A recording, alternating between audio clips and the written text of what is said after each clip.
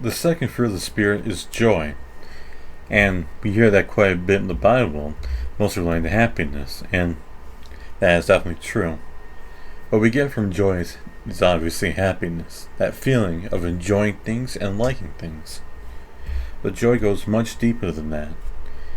It's not just happiness, but it's also being content, being satisfied, and being grateful for everything we have, and taking happiness from that. Happiness is a consequence and a fruit of joy itself. The ability to enjoy the littlest things, like just smelling a flower, just enjoying nature, compared to the biggest things like weddings and birth. All that happiness that we get is from joy. In order to really enjoy everything like that, we need to have joy in our lives. You can guess where that comes from. If you can't guess, I recommend looking at the title of the video. The Holy Spirit. A nice, easy way of really understanding this is to look at the opposite, or rather lack of joy, and I would argue would be depression. Not just a mental disease that affects a lot of us, but the part of it that really numbs our emotions and feelings. A lot of things that people don't understand about depression, it's not just feeling sad, rather it's being void of emotion. That depression isn't just feeling sad, it's feeling nothing. So that could be when you're supposed to feel angry at something, you don't feel anything. When you have something awful and terrible happen, you don't feel sad. When you have a really great part of your life that you just can't seem to really focus on or enjoy. It's the opposite of joy. Instead of feeling those good emotions and even some bad ones, you feel nothing. And some would argue that that void of feeling is even worse than awful feelings. That's why it's so important to have the Holy Spirit in your life, to really get away from that void of emotions. Feelings are all natural, and they happen, and they are not a problem at all. The problem is when you take those emotions out, and you don't do good things with them. We should enjoy our happiness. We should recognize our sadness and anger for what they're caused by, and deal with them in a healthy, safe, coping way. The Bible describes many ways of helping us through these sad and awful times, and how to enjoy and remember the good times. That is one of the most important parts of joy, is mostly the feeling happy of everything. The ability to be content with what you have. You take everything and you value it for what you have. Not the opposite of it, which is also envy. The opposite of content is envy. Envy is wanting what other people have. It's different from jealousy, which would be to have something and only want for yourself.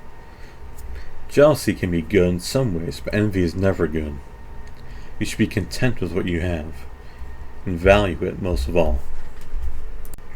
And that's not just with physical things, like being happy you have a car, being happy that you have a good house, but also being content with your friends, being happy that you have people who love you, like your family, being content with the way your life is, like your job, being content with everything. And there will obviously be times where you aren't happy with everything, and sometimes we need change. That is not necessarily a bad thing, but to envy what other people have is wrong. And when we seem to have problems with that, we should acknowledge that what we do have is good. If you have people who do love you and do show that, it is important to keep and value them. That is part of joy. The ability to take happiness from that and to respect and value these important things in your life that are good. This is not in relation to depression as a mental illness again, but is much rather related to enjoying the things that we have, especially the things that we've enjoyed before. Getting the actual joy from these good things in our life. It is important to recognize when we start to lose that in order to help regain it.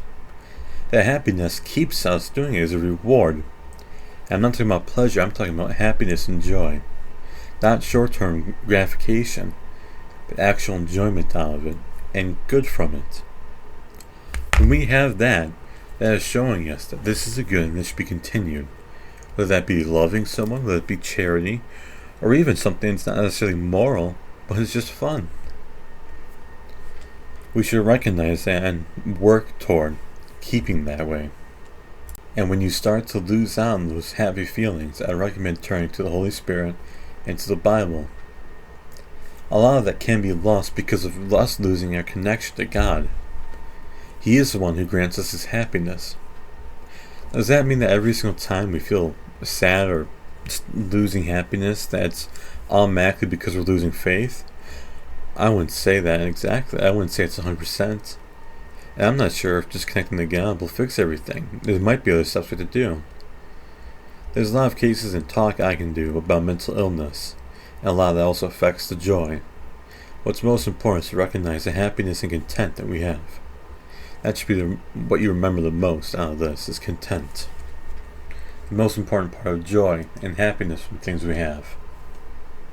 When we do receive that joy in the life from the Holy Spirit, you will be much happier with the things that you have, be much more content with what you have, and be much more grateful for it.